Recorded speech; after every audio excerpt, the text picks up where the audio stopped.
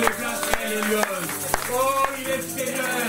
Il n'y en a point d'autre. Oh, il est Seigneur.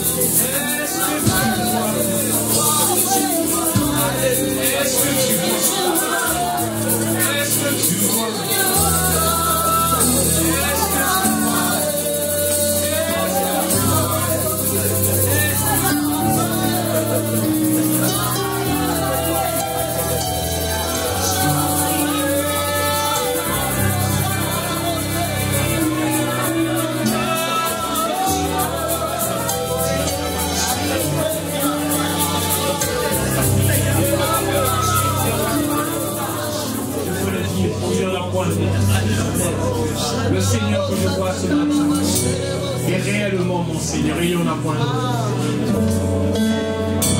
Voilà pourquoi je veux dire encore. Il est Seigneur.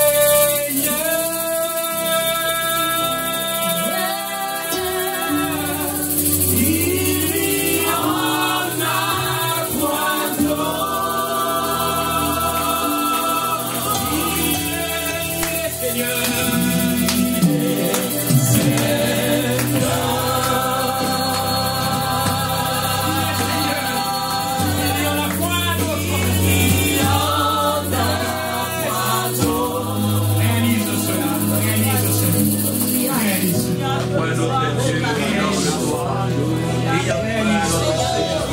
Réalise. Réalise. De la foi, le peuple des Seigneurs. Je suis le Seigneur et le lui qui est dit de tout l'honneur. Lui qui est dit de toute la puissance.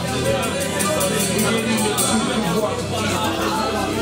Tout l'honneur, toute la gloire, la puissance à notre Seigneur. Nul n'est comme toi, Seigneur. Nul n'est comme toi, Seigneur.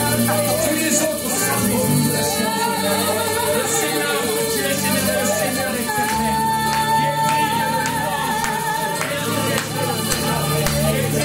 Recevoir l'honneur, qui est digne de recevoir la gloire, qui est digne de recevoir la gloire. Nous disons la vie et la qualité de ta capacité.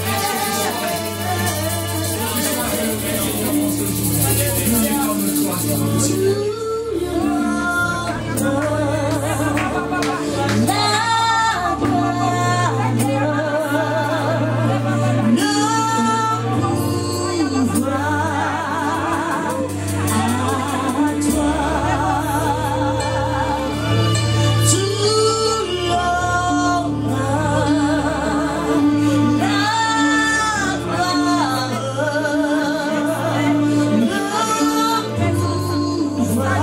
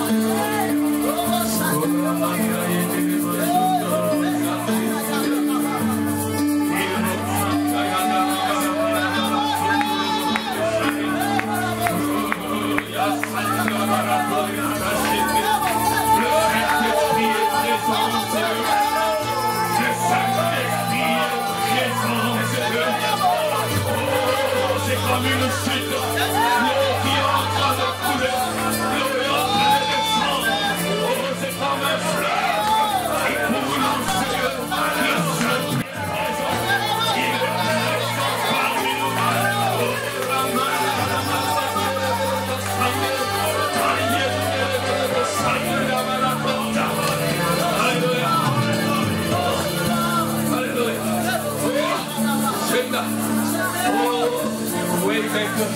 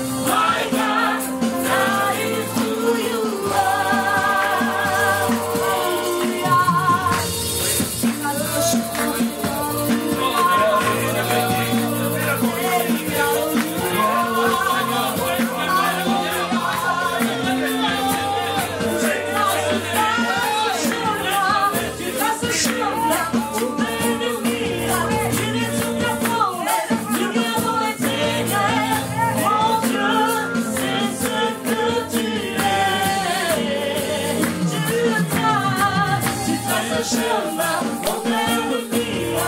Tu es sur ta promesse, lumière dans les ténèbres. Mon Dieu, c'est ce que tu es.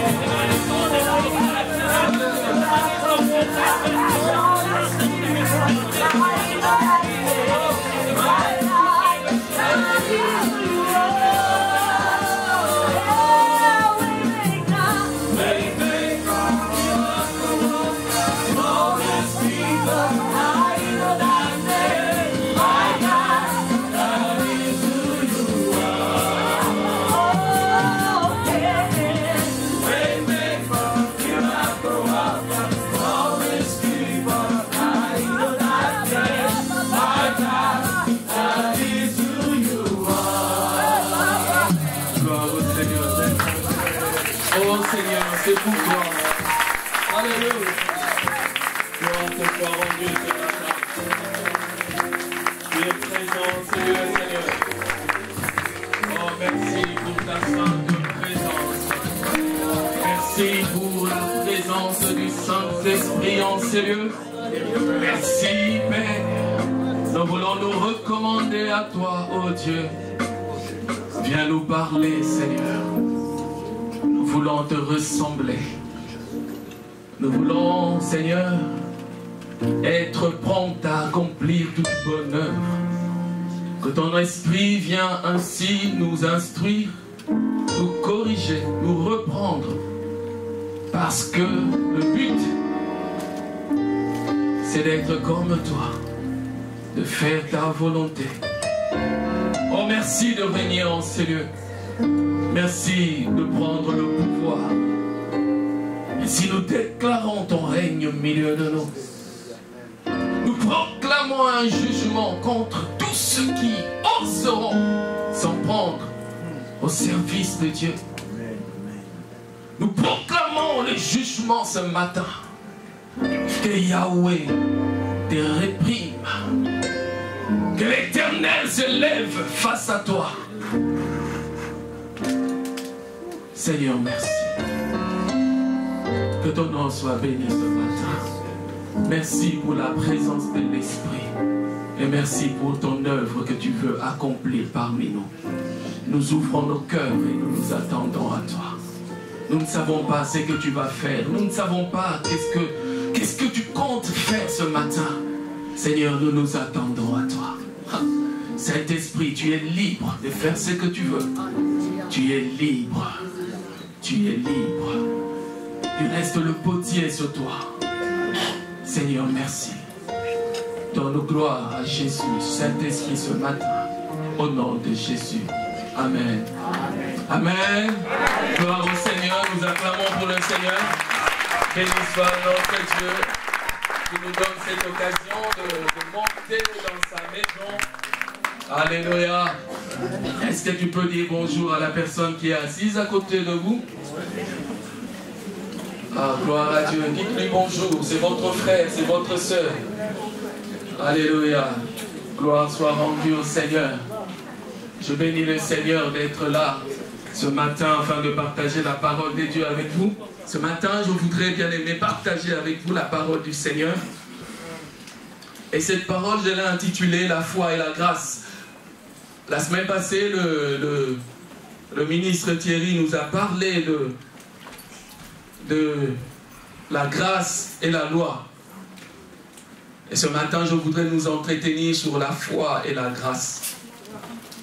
En fait, ce message est en deux parties. Je parlerai de la grâce et de la foi. Bien-aimés, il y a eu un problème dans la Bible. C'est que Dieu a commencé à se manifester dans la vie des païens. Et ça a posé un problème parce que les Juifs n'étaient pas habitués à cela. Pour eux, Jésus, c'était leur propriété privée. Mais Dieu a étendu sa grâce et a commencé à agir au milieu des païens. Donc nous parlerons de ces païens qui ont eu, par la foi, d'accéder à Christ. La Bible dit nous sommes sauvés par grâce au moyen de la foi. Mais j'ai comme l'impression, au travers de deux exemples que je veux donner, comme si ces personnes ont bousculé la grâce par la foi. Nous parlerons de cette femme qui a subi humiliation, qui a quitté son pays. Elle est venue par la foi attendre le Fils de Dieu jusqu'à ce qu'elle reçoive sa délivrance. Et nous verrons au travers de sa vie, bien aimé, qu'on ne joue pas avec la grâce. Toi qui as reçu cette grâce, et tu joues avec. Aujourd'hui tu es avec Dieu, demain tu lui tournes le dos. Mais il y en a qui ont subi l'humiliation. On s'est moqué d'eux pour accéder au salut. Nous parlerons de cela, nous parlerons d'un autre qui au travers des œuvres, c'était quelqu'un de bon, il faisait des œuvres, il donnait des aumônes, il aidait, il priait Dieu. Mais jamais Dieu l'avait répondu, jusqu'à ce qu'un jour Dieu l'a répondu. Et ces païens qui ont eu accès à la grâce de Dieu. Et nous parlerons par après de la foi. Parce que Dieu m'a dit ce matin, fortifie mon peuple. Et nous parlerons de la foi. Nous parlerons de cette foi qui est un élément important qui a été décisif dans la voie de ces païens. Je veux te rappeler que la foi, c'est la clé pour ton émancipation, c'est la clé pour ta réussite. La foi, c'est la clé de ton bonheur, c'est la clé de ton succès. Nous rappellerons ces choses, certes, que vous connaissez, mais nous le rappellerons encore. Parce que nous estimons que cela est salutaire pour toi, pour l'Église. Car il est écrit, mon juste vivra par la foi.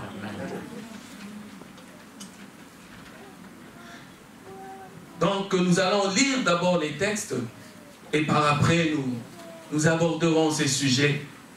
Et lisons ces textes attentivement.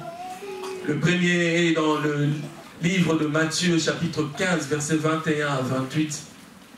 Matthieu chapitre 15 versets 21 à 28. La Bible dit, Jésus étant parti de là se retira dans le territoire de Tyr et de Sidon. Et voici une femme cananéenne qui venait de ces contrées lui cria, « Aie pitié de moi, Seigneur, fils de David. Ma fille est cruellement tourmentée par le démon. » Il ne lui répondit pas un mot et ses disciples s'approchèrent et lui dirent avec insistance, « Renvoie-la, car elle crie derrière nous. » Il répondit, « Je n'ai été envoyé qu'aux brebis perdues de la maison d'Israël. » Mais elle vint se prosterner devant lui, disant, « Seigneur, secours-moi. » Il répondit, « Il n'est pas bien de prendre le pain des enfants et de les jeter aux petits chiens. » « Oui, Seigneur, dit-elle, mais les petits chiens mangent les miettes qui tombent de la table de leur maître. » Alors Jésus lui dit, « Waouh, femme, ta foi est grande, qu'il te soit fait comme tu veux. » Et à l'heure même, sa fille fut guérie. Actes des apôtres, chapitre 10, versets 1 à 6. Il y avait à Césarée un homme nommé Corneille, centenier dans la cohorte dite italienne. Cet homme était pieux et craignant Dieu, avec toute sa maison. Il faisait beaucoup d'aumônes au peuple et priait Dieu continuellement. Vers la 9e heure du jour, il vit clairement dans une vision un ange de Dieu qui entra chez lui et qui lui dit, « Corneille !» Les regards fixés sur lui et saisi d'effroi, il répondit, « Qu'est-ce, Seigneur ?» Et l'ange lui dit, « Tes prières, tes aumônes sont montées devant Dieu. » Et il s'en est souvenu. « Envoie maintenant des hommes à Jopé et fais venir Simon, surnommé Pierre. Il est logé chez un certain Simon, corroyeur, dont la maison est près de la mer. » Actes des apôtres, chapitre 11, versets 1 à 18.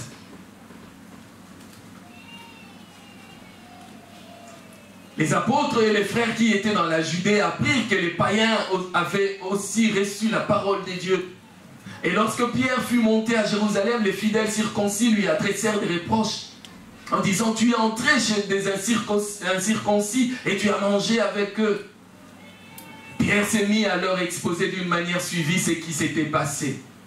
Il dit: j'étais dans la ville de Joppé. Pendant que j'ai prié, je tombais en extase et j'ai eu une vision. Un objet semblable à une grande nappe attachée par les quatre coins descendait du ciel et vint jusqu'à moi. Les regards fixés sur cette nappe, j'examinais, je vis le quadrupède de la terre, les bêtes sauvages, les reptiles, les oiseaux du ciel. Et j'ai entendu une voix qui me disait: lève-toi Pierre, tue et mange. Mais je dis: non Seigneur, car jamais rien de souillé ni d'impur n'est entré dans ma bouche. Et pour la seconde fois, la voix se fit entendre du ciel: ce que Dieu a déclaré pur, ne les regarde pas comme souillé. Cela arriva jusqu'à 3 fois, puis tout fut retiré dans le ciel. Et voici aussitôt 3 hommes envoyés de Césarée vers moi se présentèrent devant la porte de la maison où j'étais. L'Esprit me dit de partir avec eux sans hésiter. Les 6 hommes que voici m'accompagnèrent et nous entrâmes dans la maison de Corneille.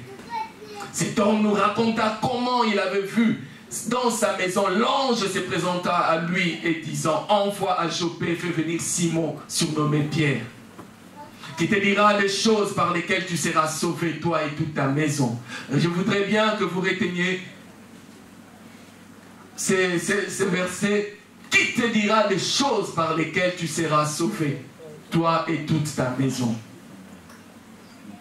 Lorsque je me fus mis à parler, le Saint-Esprit descendit sur eux comme sur nous au commencement.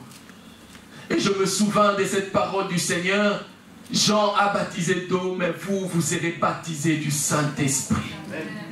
Or, puisque Dieu leur a accordé le même don qu'à nous qui avons cru au Seigneur Jésus-Christ, pouvais-je moi m'opposer à Dieu? Après avoir entendu cela, ils se calmèrent et ils glorifièrent Dieu en disant: Dieu a donc accordé la repentance aux païens afin qu'ils aient la vie. Amen. Amen.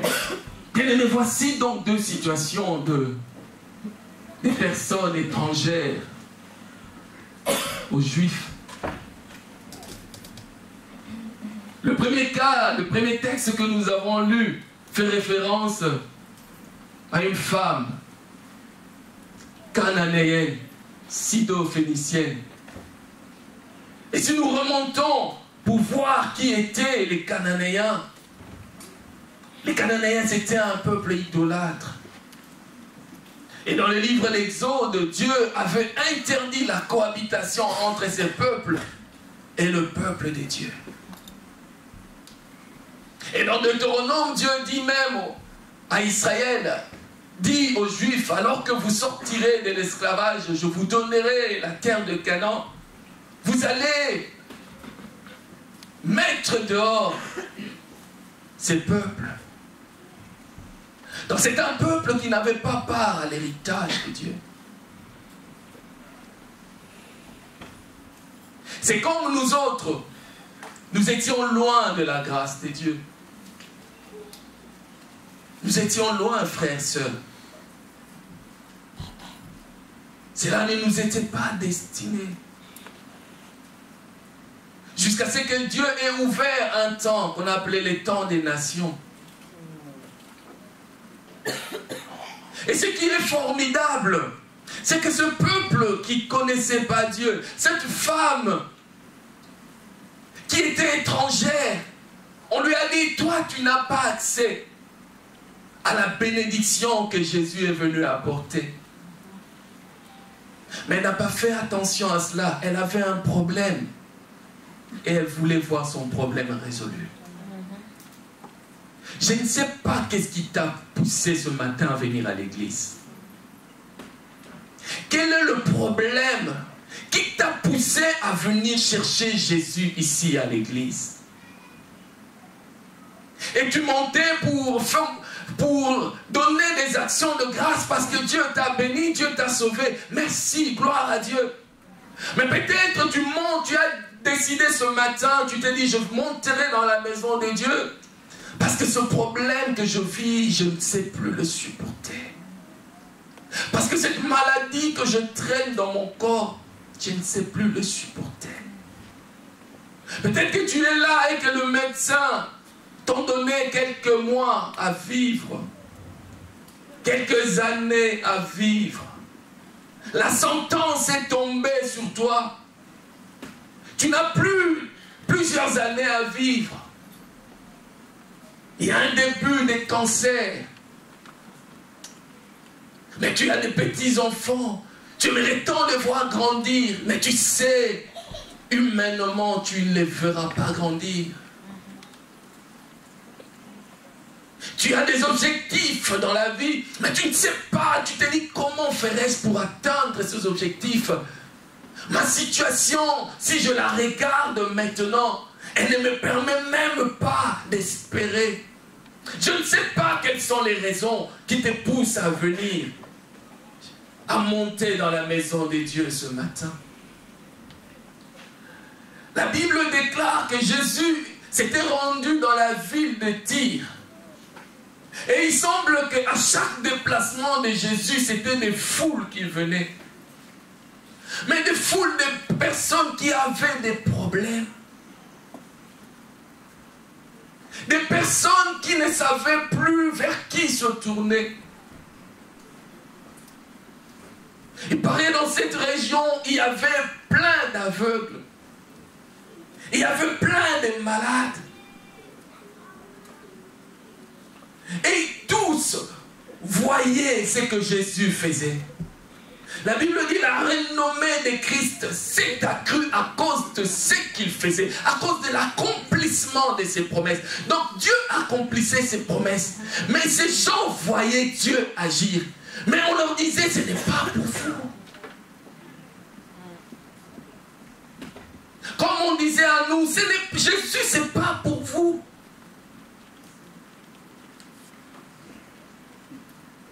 Il n'est pas venu pour toi.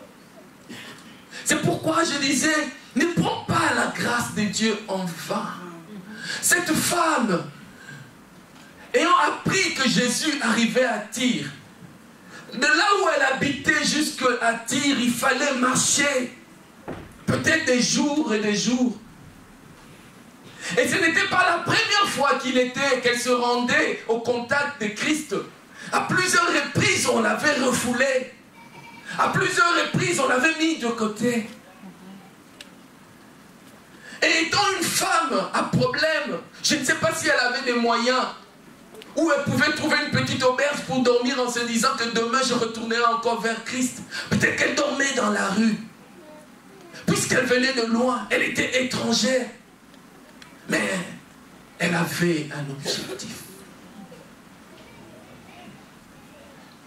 Tu veux bien remettre, s'il te plaît, le chapitre 15 du livre de Matthieu, au verset 21. Et la Bible dit, cette femme, on l'a repoussée. Et à un moment donné, elle crie encore. Jésus dit non, on ne donne pas la nourriture des enfants aux chiens.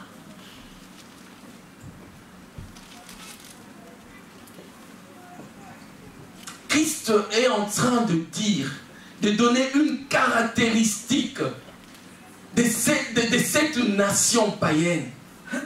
Il dit tu es une chienne. Il n'insulte pas. Il donne, il dit vrai. Tu n'as pas part à l'héritage de Dieu. Vous avez été mis à l'écart. Et les Cananéens, c'était un peuple idolâtre. Les Cananéens, ils offraient leurs enfants à Baal. Les Cananéens, ils avaient une vie sexuelle impossible à expliquer. C'était un peuple pervers. Et certaines de ces caractéristiques, si vous regardez un peu les caractéristiques des chiens, sur le plan sexuel, un chien n'a pas de retenue. Cette femme, si c'était toi ou moi, peut-être nous dire, non, c'est assez. Mais non. Peut-être si c'était pour elle, vous savez, les parents, tu peux accepter toi de souffrir, mais voir ton fils aller mieux. Peut-être si c'était pour elle, elle allait lui dire non, non, non, je m'en vais. Mais elle regardait sa fille. Elle avait... Son problème, c'était que sa fille vive. Et c'est Jésus qui avait la solution. Tu viens peut-être demander à Dieu. Et Dieu dit non, je ne te réponds pas. Je me rends compte qu'il y a de ces prières où Dieu ne répond pas.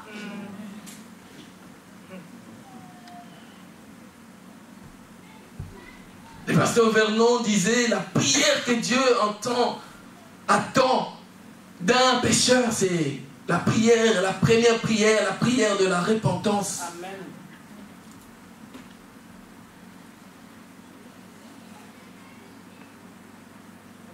Et bien aimé, cette femme, peut-être qu'elle menait une vie à part, mais elle était insultée à cause de son peuple. Elle était mise de côté à cause d'une certaine manière de vivre de son peuple. Ce matin, bien-aimé, le Seigneur te dit ceci.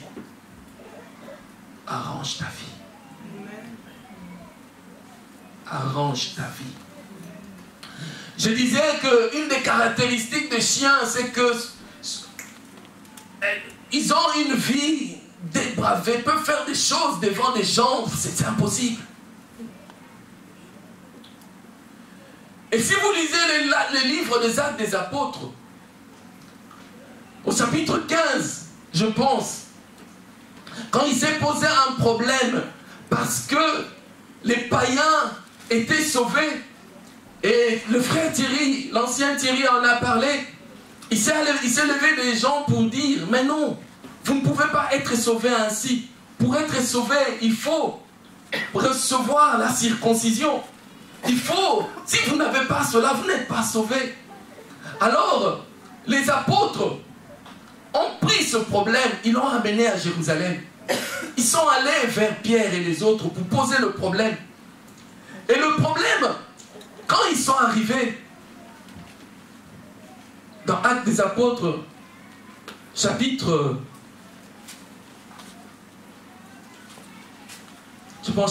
15. Chapitre 15.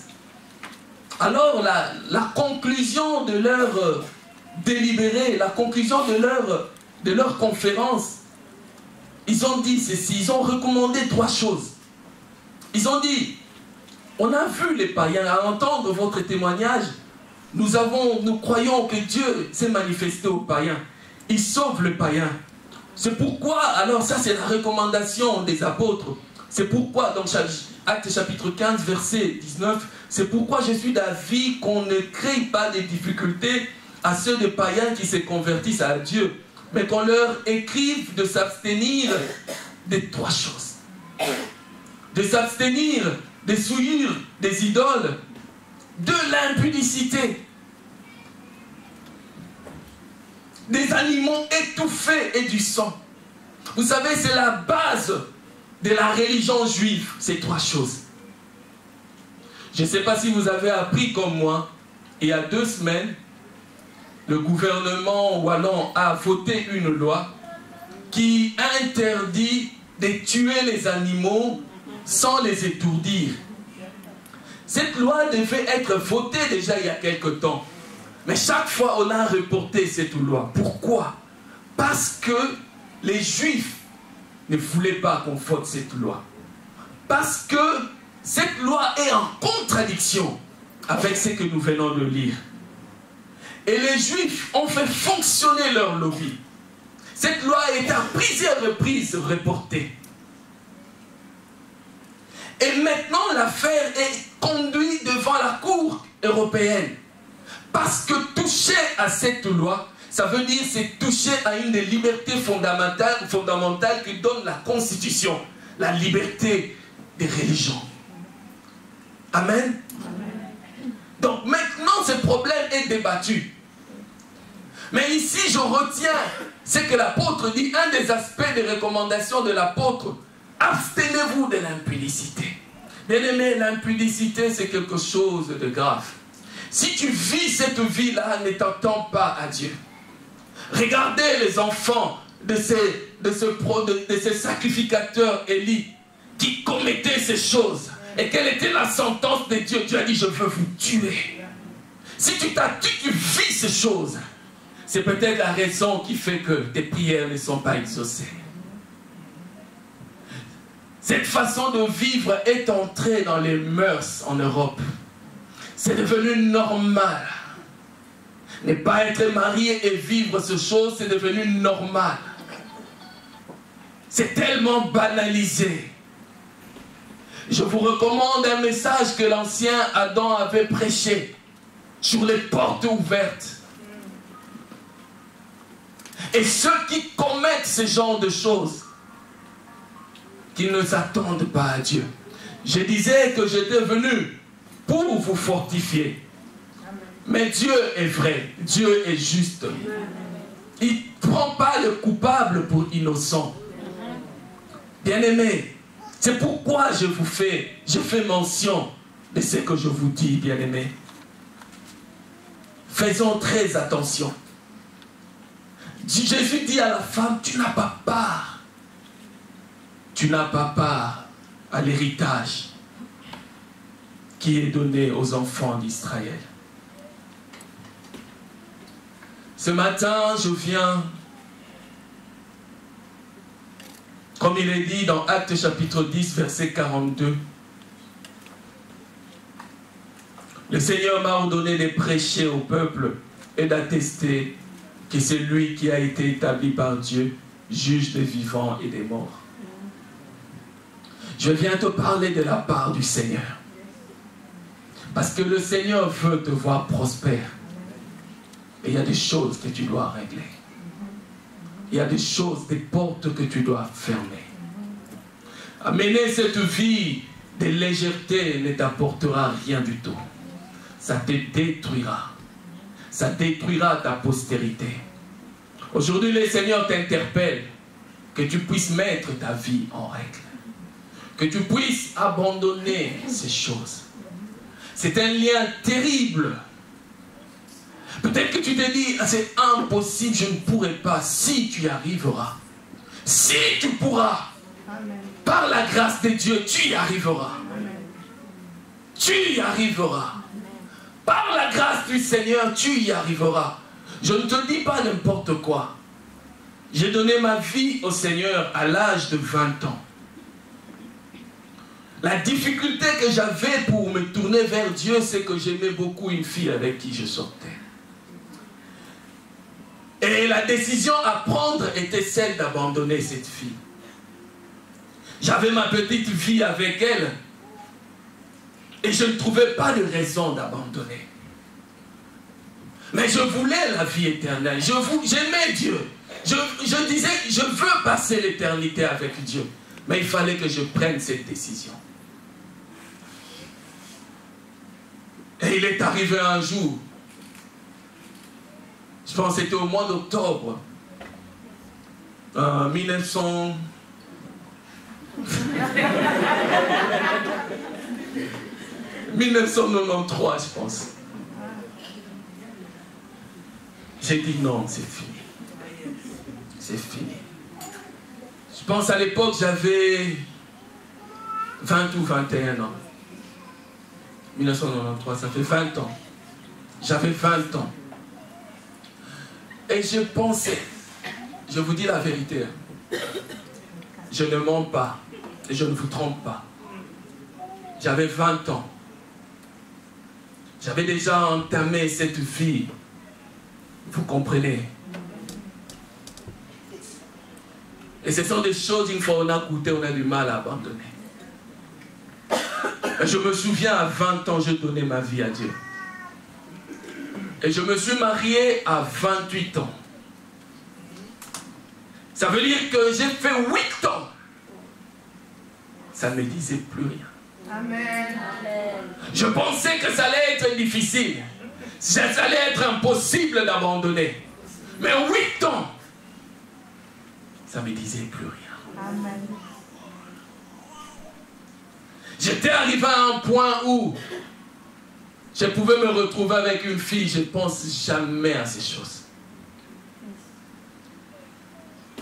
Dieu, s'il t'appelle à cela, il va te donner la capacité. Amen. Il va te donner la capacité.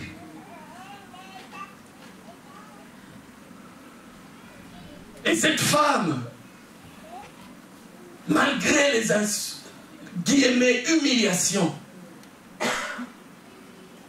elle fait une prière. Jésus, fils de David, aie pitié de moi. Et la Bible dit, malgré cette prière, Jésus ne lui a pas répondu. Est-ce que ça vous dit quelque chose, cette prière? Bartimée avait fait la même prière. Et Jésus s'était arrêté.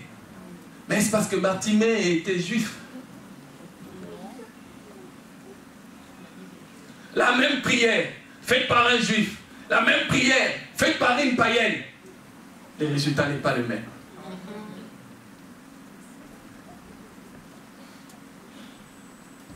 Mais cette femme, elle dit à Jésus, j'accepte que je suis une chienne,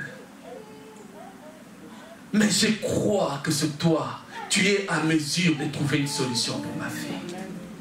Je crois que les chiens peuvent manger les miettes qui tombent de la table des enfants. Alors Jésus s'arrête, Jésus dit, waouh!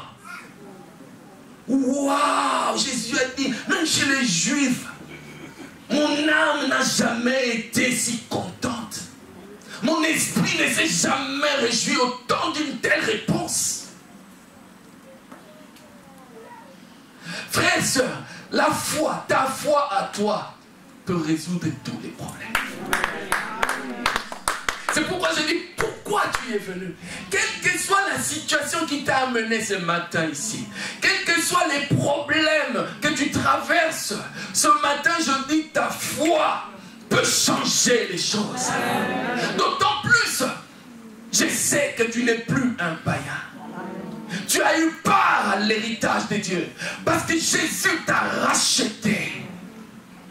C'était il y a longtemps, mais le temps est passé. Nous sommes devenus enfants de Dieu. Nous sommes nés de nouveau. Parce que la Bible dit à tous ceux qu'il a reçus, il a donné le pouvoir de devenir enfants de Dieu. C'est-à-dire même des Juifs qui ne croient pas en lui ne sont pas des enfants de Dieu. Mais toi, tu as traversé cette étape et tu es devenu enfant. Tu n'es plus un frère, mais un enfant. Alors ce matin, je crois, comme cette femme, la foi, ta foi va te sauver. La foi va te sauver. Tu y arriveras si tu n'abandonnes pas la foi. Quelles que soient les sentences, quels que soient les verdicts, quels que soient les diagnostics, quelle que soit la situation que tu vis, la situation que tu traverses, la foi, c'est la clé qui fait que Dieu descendra. Amen. Dieu descendra pour toi. Et un autre cas s'est présenté, celui de Corneille, dans Actes chapitre 10. J'ai pris deux situations. Et nous nous retrouvons avec Corneille. Corneille, c'est un Romain. Je ne sais pas comment il a été au contact de Dieu. Certainement par les Juifs, parce qu'il faisait beaucoup de bien aux Juifs. Alors il parlait peut-être de foi, il lui parlait de leur Dieu. Et Corneille faisait du bien. Corneille aidait. Et un jour, Dieu a décidé d'envoyer un ange à Corneille. Comme pour dire, ce ne sont pas les œuvres qui sauvent. Pourquoi j'avais insisté? Pourquoi je n'ai pas lu les récits de Corneille, mais j'ai été prendre le rapport de Pierre? Parce que dans le récit de Corneille, quand l'ange vient à Corneille, il lui dit, tes prières et tes aumônes sont montées devant Dieu, il s'en est souvenu. Il lui dit, envoie des gens aller chercher Pierre. Lui-même, il ne sait pas pourquoi il doit envoyer les gens aller chercher Pierre. Il s'exécute, il envoie des gens pour aller chercher Pierre. Et Pierre, de l'autre côté, le Saint-Esprit parle à Pierre pour dire à Pierre, les gens vont venir te voir. Ces gens avec qui tu n'aimes pas avoir contact. Ces gens que vous avez mis, sur qui vous avez mis l'étiquette des païens. Ces gens-là vont venir. C'est pourquoi il a la vision de la nappe. Dieu lui dit, tue et mange. Paul dit, rien jamais d'essuyer né, Pierre dit, rien jamais d'essuyer né entrer dans ma bouche. Dieu dit, n'appelle pas impur, c'est que moi, Dieu, j'appelle pur. Dieu a un plan. Et le plan de Dieu a été établi de toute éternité. Dieu n'a pas été surpris à un moment donné, il dit, les Juifs ne veulent pas de mon salut, alors je me tourne vers le païen. Je ne crois pas. Je crois que depuis toujours, Dieu savait et Dieu avait voulu que quiconque croit à son Fils soit sauvé. Que tu sois juif, que tu sois non-juif, que tu sois enfant de la maison, que tu sois étranger, si tu es au contact de cette parole et que tu ouvres ton cœur, tu seras sauvé. Alors Pierre se lève et répond à l'appel, au cri de Corneille. Pierre vient chez Corneille. Pierre, oh, ce qui est formidable, quand Pierre arrive chez Corneille, qu'est-ce qu'il trouve chez Corneille? Corneille n'est pas seul. Corneille a fait venir toute sa famille. Bien aimé, Corneille c'était un noble. Mais sa noblesse et son argent, ses moyens, ça ne lui suffisait pas. Il savait qu'il y avait plus important que le matériel. Il savait qu'il fallait, il était temps pour lui de préparer son éternité. Bien-aimé, mon frère, ma soeur, pendant que tu es en vie, prépare ton éternité. Il n'y a pas mieux que le rendez-vous final. Parce que le Fils de l'homme reviendra. Le Seigneur reviendra chercher son peuple. Le Seigneur reviendra chercher son église. Et je te dis, ce n'est pas avec l'argent que tu seras enlevé. Ce n'est pas avec tes véhicules que tu seras enlevé. Ce n'est pas avec tes diplômes que tu seras enlevé. Mais si tu acceptes Jésus-Christ dans ta vie, si tu acceptes le Fils de Dieu dans ta vie, alors tu seras sauvé, nous disent les Saintes Écritures. Alors, Pierre répond à l'appel de Corneille. Pierre arrive, lui non plus ne sait pas qu'est-ce qui va se passer. Il arrive chez Corneille, il trouve la famille de Corneille assise et il trouve Corneille là et Corneille lui parle de la vision qu'il a eue. Et maintenant, Pierre se met à parler. Et Pierre se met à parler de qui? Pierre se met à parler de Jésus. Bien-aimé, il n'y a pas de salut en aucun autre nom. Le seul nom qui peut sauver, c'est le nom de Jésus. Il s'est mis à parler de Jésus. Il commence à leur parler du Fils. Avant même bien cela, si vous réalisez plus loin la lapidation d'Étienne, Étienne a fait la narration du peuple de Dieu, de l'histoire du peuple de Dieu, et il est arrivé au Fils. Le problème pour les Juifs, c'est qu'ils ne voulaient pas croire que c'était lui le Messie. Bien aimé, tu veux remettre le chapitre 10, c'était le verset 42. 10, 42. Parce qu'il y a là quelque chose de très important.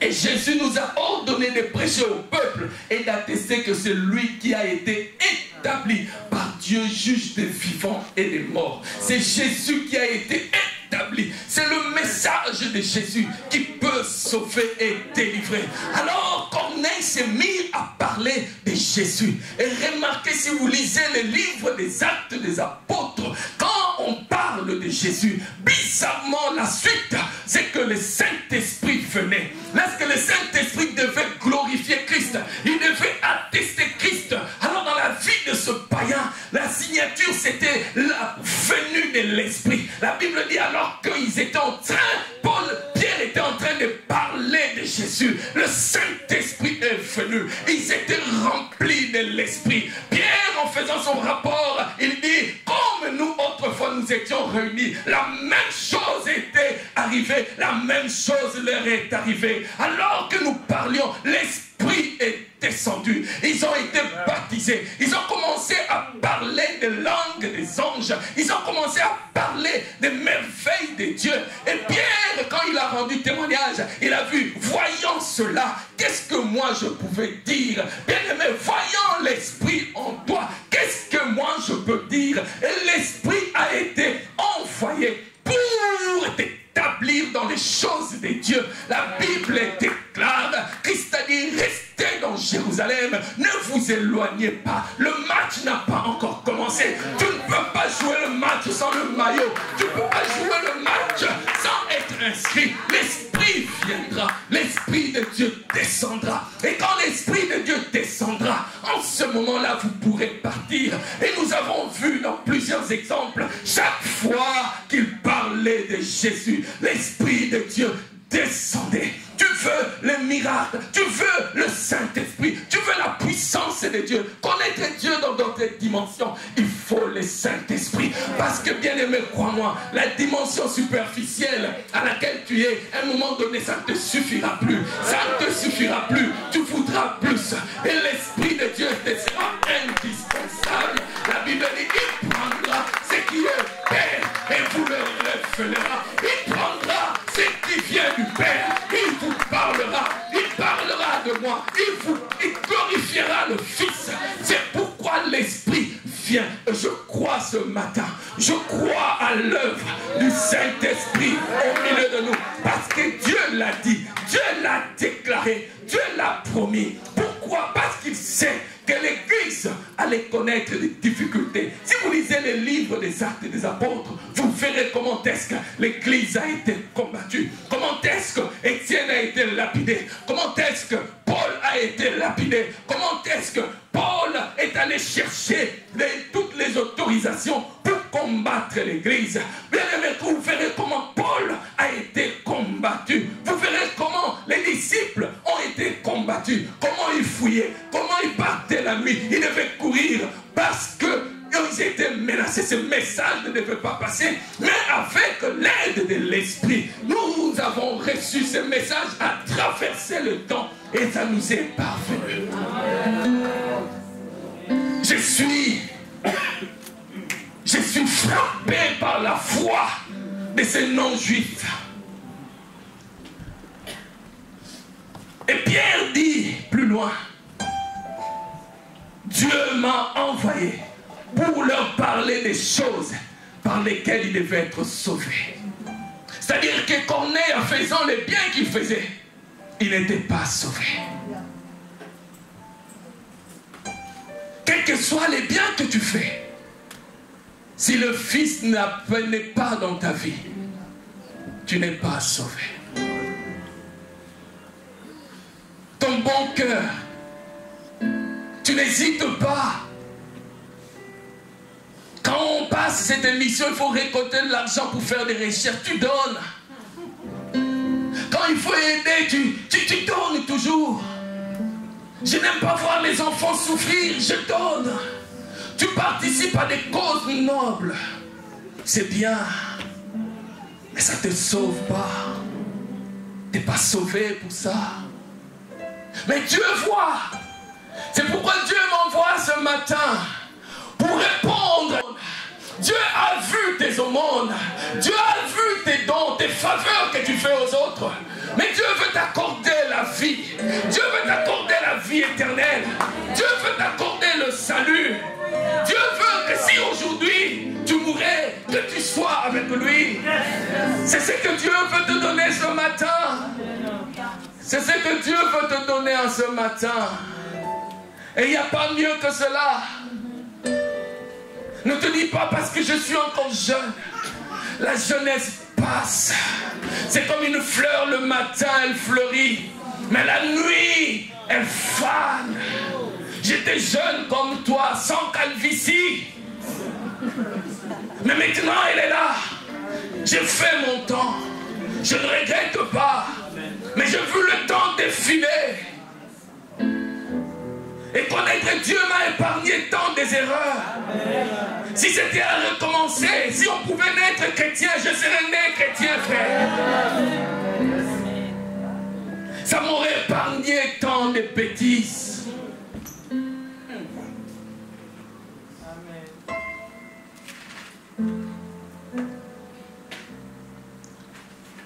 Je veux aller vite. Je voudrais encore qu'on lise Actes des Apôtres 28, 1 à 10. Bien aimé, je suis simplement venu déranger ta foi. La foi de ces deux personnes a fait qu'ils ont reçu la grâce d'être sauvés. Mais je me demande, comment est-ce que tant de miracles s'est fait chez les païens? Après nous être sauvés, nous reconnûmes que l'île s'appelait Malte. Les barbares nous témoignèrent une bienveillance peu commune. Ils nous recueillirent tous auprès d'un grand feu qu'ils avaient allumé parce que la pluie tombait, qu'il faisait grand froid. Paul ayant ramassé un tas de broussailles et l'ayant mis au feu, une vipère en sortit par l'effet de la chaleur et s'attacha à sa main. Quand les barbares virent l'animal suspendu à sa main, ils se dirent les uns aux autres, « Assurément cet homme est un meurtrier, puisque la justice n'a pas voulu le laisser vivre après qu'il a été sauvé de la mer. » Paul secoua l'animal dans le feu et ne ressentit aucun mal. Ces gens s'attendaient à le voir enfler ou tomber mort. Subitement, mais après avoir longtemps entendu, voyant qu'il ne lui arrivait aucun mal, ils changèrent d'avis et dirent que c'était un dieu. Il y avait dans les environs des terres appartenant au principal personnage de l'île nommé Publius, qui nous reçut et nous logea pendant 3 jours de la manière la plus amicale. Le père de Publius était alors au lit, malade de la fièvre et de la dysenterie. Paul s'étant rendu vers lui, pria, lui imposa les mains et le guérit. Là-dessus, vers les autres malades de l'île et ils furent guéris. On nous rendit de grands honneurs et à notre départ, on nous fournit les choses dont nous avions besoin. Alors là, je ne comprends pas. Pourquoi tant de guérisons chez les païens, les gens qui n'avaient jamais entendu parler de Dieu, et tant de malades dans l'église, tant de malades dans la vie de ceux qui invoquent Dieu, tant de malades, tant de possessions dans la vie de ceux qui sont les temples du Saint-Esprit. Je ne comprends pas, il faudrait qu'on m'explique. J'ai dit à Dieu, il faudrait que tu m'expliques. Je ne comprends pas. Les païens, ils entendent parler de Dieu une fois. Et voilà qu'il y a des miracles qui s'opèrent au milieu d'eux. Et dans l'église, qu'est-ce qui se passe? C'est pourquoi je viens te parler de la foi. La foi que tu as laissé tomber. Tu t'incrustes à ton salaire. Tu planifies tout selon ton salaire. Tu fais tant de projets avec ton intelligence. Mais Dieu n'a pas dit tu vivras avec ton intelligence. Dieu n'a pas dit tu vivras avec ton salaire. Dieu a dit mon juste vivra par la foi. C'est une erreur, frères et sœurs. Je ne dis pas qu'il ne faut pas planifier. Je ne dis pas que quand tu gagnes ton salaire, il ne faut pas planifier les choses. Je ne dis pas qu'avoir un salaire, c'est une mauvaise chose. Ce n'est pas ce que je dis.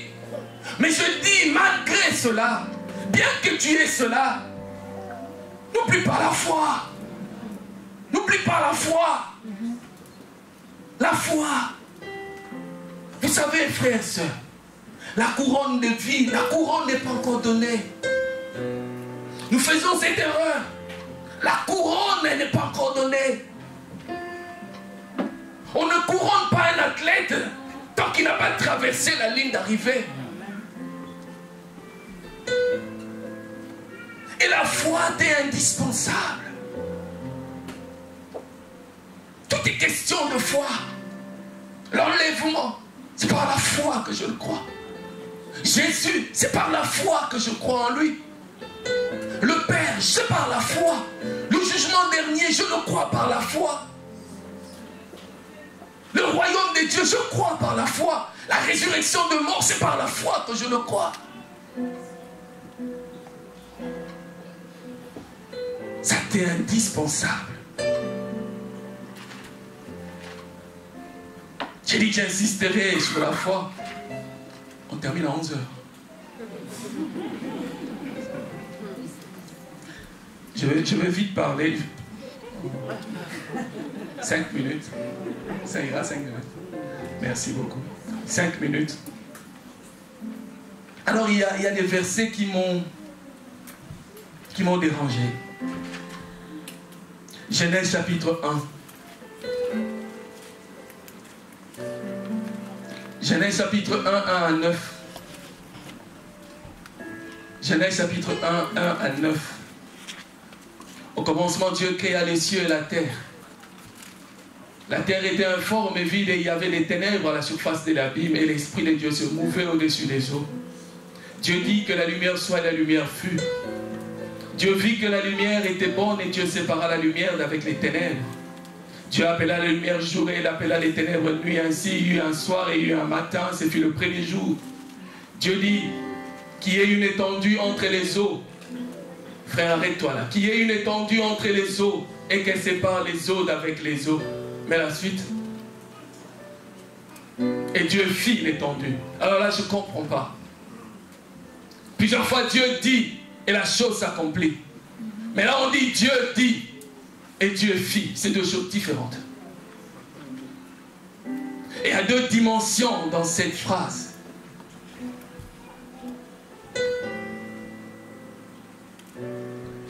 C'est que Dieu dit se réalise. Mais il y a un temps d'accomplissement. C'est que Dieu t'a dit, il va le faire. C'est une question de temps. Dieu fit l'étendue et il sépara les eaux qui sont au-dessus de l'étendue avec les eaux qui sont au-dessus de l'étendue et cela fut ainsi. Dieu appela l'étendue ciel, ainsi il y eut un soir et il y eut un matin, ce fut le second jour. Dieu dit que les eaux qui sont au-dessus du ciel se rassemblent en un seul lieu et que les secs paraissent et cela fut ainsi. Dieu dit que Dieu appela les secs terres et il appela la main des eaux mers. Dieu vit que cela était bon.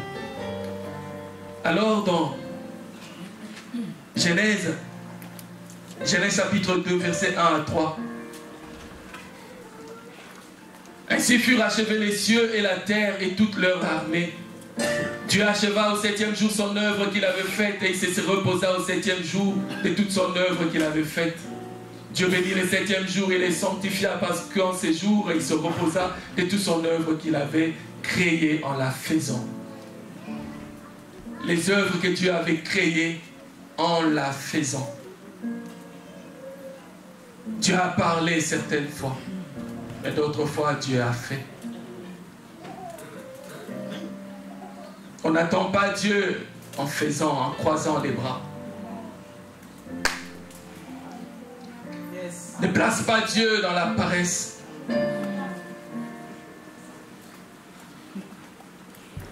Dieu a tout achevé. Il se reposa de ses œuvres. Bien-aimé, les bénédictions qui te sont destinées sont déjà là.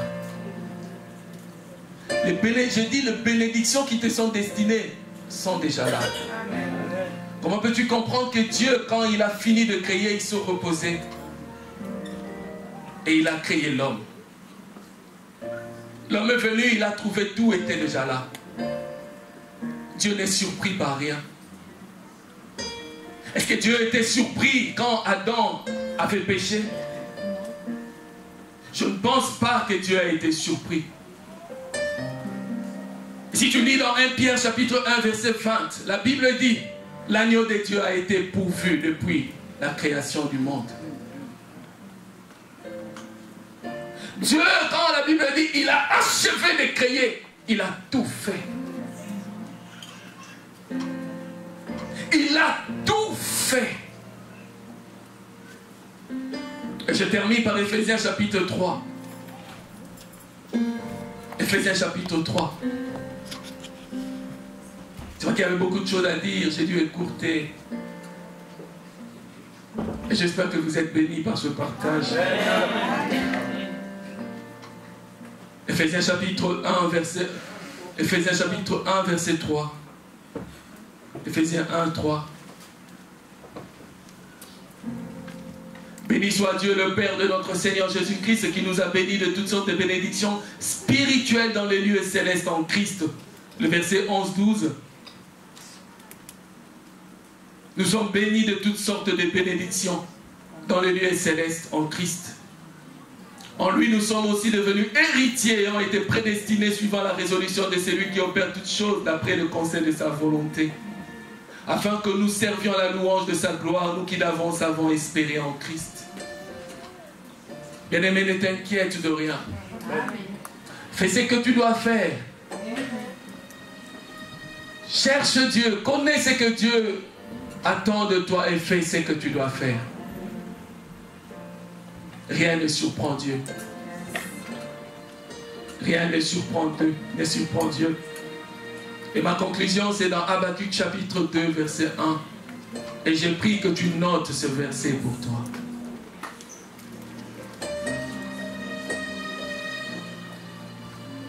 Oh, gloire au Seigneur.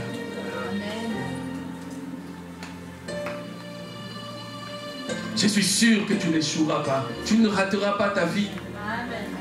J'étais à mon poste et je me tenais sur la tour. Je veillais pour voir ce que l'Éternel me dirait et ce que je répliquerais après ma plainte. L'Éternel m'adressa la parole et dit, écris la prophétie, grave-la sur les tables afin qu'on la lise couramment. Car c'est une prophétie dont les temps est déjà fixé. Elle marche vers son terme. Elle ne mentira pas si elle tarde à temps, car elle s'accomplira. Elle s'accomplira certainement. Alléluia. C'est que Dieu t'a promis, s'accomplira. S'accomplira. Il n'y a aucune force des ténèbres qui pourrait arrêter le plan de Dieu. La Bible dit qui combattra Dieu et vaincra. Il n'y a personne. Oh, je déclare ce matin dans le nom de Jésus que tu vois la main de Dieu. Et c'est que Dieu t'a promis que tu la vois. Oh, je viens arrêter les effets des condamnations, les effets des paroles que les médecins ont déclarées sur toi. Les limitations, les diagnostics qui ont été faits sur ta vie. On t'a dit que toi, tu n'auras pas d'enfant. Je viens annuler cela au nom de Jésus. On t'a dit que toi, ton temps est arrêté. Tu mourras de ce cancer qui te ronge. Que cela s'arrête dans le nom de Jésus. On t'a dit que toi, tu as un déficit dans les sangs.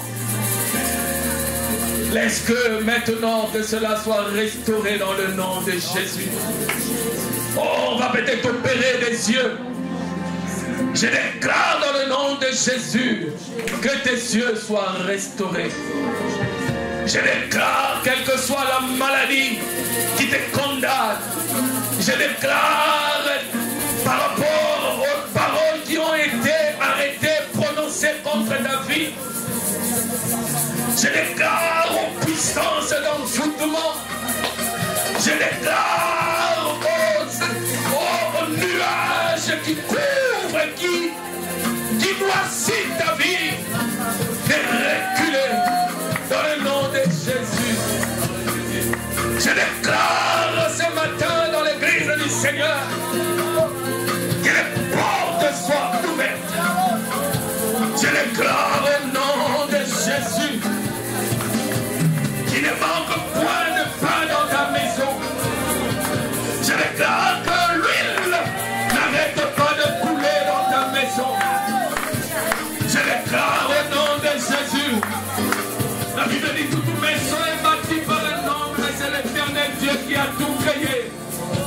Alors au nom de Jésus, reçois cela. N'oublie pas la foi. Alors maintenant, touche l'invisible par la foi. Saisis l'invisible par la foi. Va chercher par la foi la solution de ton problème et ramène-le. Au nom de Jésus, que Dieu te fasse grâce. Que Dieu t'accorde ce que ton cœur désire. Non à cause de ce que tu es. Non à cause de ce que tu fais. Mais à cause de ta foi qui t'a amené jusqu'ici. Que l'Éternel te visite. Comme cette femme cananéenne a été visitée, qu'il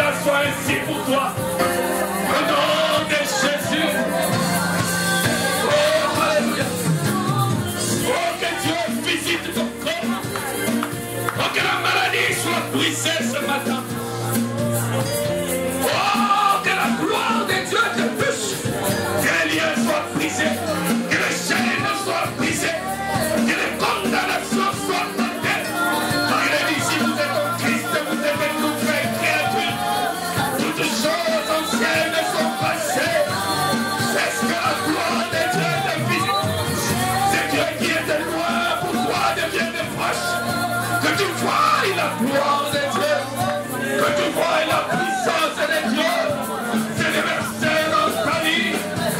Oh, merci de toucher Michel. Oh, merci de la toucher. Merci de la visiter. In the name of Jesus. In the mighty name of Jesus. Alléluia.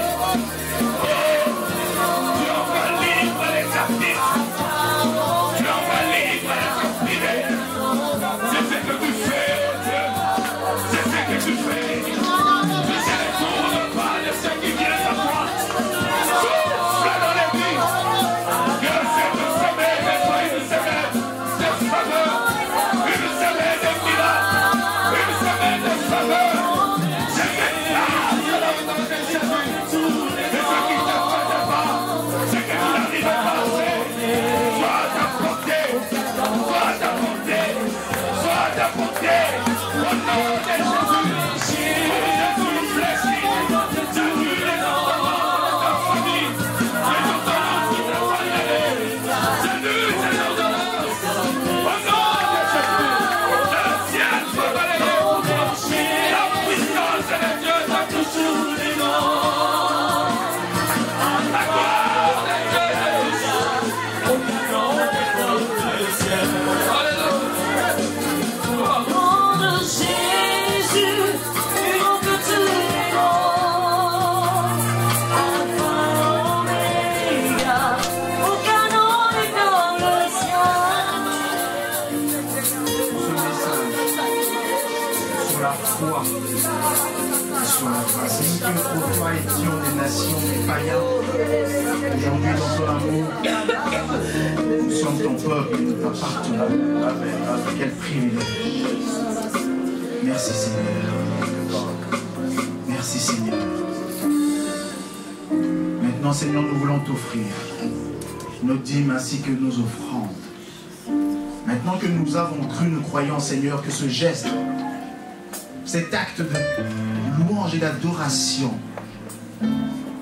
va monter comme un parfum de bonne odeur que tu vas agréer.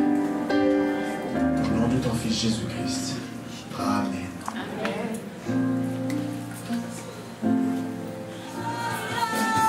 Nom de Jésus, plus grand que tous les noms. Alpha, Oméga, aucun nom n'est comme lui. Nom de Jésus, plus grand que tous les noms. Alpha, Oméga, aucun nom n'est comme le sien. Nom de Jésus, plus grand que tous les noms. Alpha, Oméga, aucun nom n'est comme le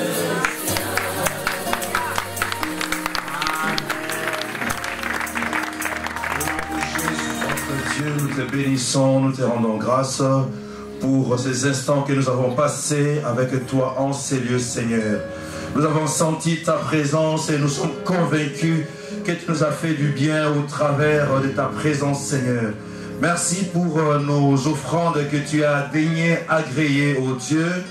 Merci, Seigneur, pour notre temps de louange que tu as accepté, pour notre adoration comme un parfum de bonne odeur que tu as daigné accepter, Seigneur. Et merci également pour cette parole, pour cette bonne parole puissante qui a touché le cœur, qui a touché les hommes et les femmes, Seigneur, et qui nous a transformés, qui nous a fait du bien, Seigneur. Merci, ô Dieu, pour ton serviteur, oui, que tu t'es choisi aujourd'hui, que tu as employé puissamment aujourd'hui, Seigneur. Daigne l'arroser, ô Dieu, à la hauteur de ce qu'il a fait, éternel Dieu de gloire. Nous te bénissons, ô Dieu, pour les malades qui sont guéris, ô Dieu, en ces lieux. Merci, Seigneur, pour la restauration d'une vie en ces lieux, Seigneur. Merci pour la transformation d'une vie en ces lieux, ô Dieu. Le retour de chacun est entre tes mains, Seigneur. Le lundi est béni dans le nom de Jésus. Le mardi est béni dans le nom de Jésus. Le mercredi, nous sommes restaurés dans le nom de Jésus. Le jeudi, oui, nous sommes restaurés, rétablis dans le nom de Jésus. Le vendredi, nous perçons dans le nom de Jésus. Le samedi, nous sommes en paix dans le nom de Jésus. Et le dimanche, nous voyons ici en paix dans le nom de Jésus. Amen. Gloire au Seigneur. Bon dimanche à tout le monde. Ne sors pas sans avoir salué quelqu'un. Ne sors pas sans avoir salué quelqu'un.